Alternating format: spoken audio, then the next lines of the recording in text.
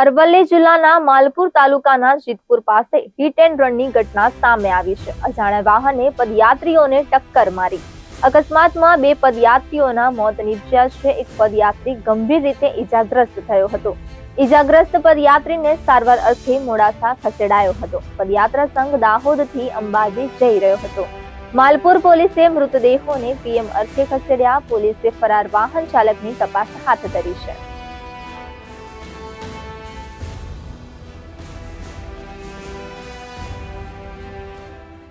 અમે દાહોદથી અંબાજી પગપાળા જવા માટે નીકળ્યા હતા અને કાલે રાત્રે અમે મહીસાગર પર રોકાયા હતા, મહીસાગર નદી પર, અને ત્યાંથી અમે મોડી રાત્રે ચાલવાનું સ્ટાર્ટ કર્યું હતું। પછી ત્યારબાદ અમે આ માલપુરની પહેલાં જે ટોલ ગેટ આવે છે ત્યાં અમારા 3 વ્યક્તિ છેલ્લા ચાલતા હતા, જે બધાથી લાસ્ટમાં હતા।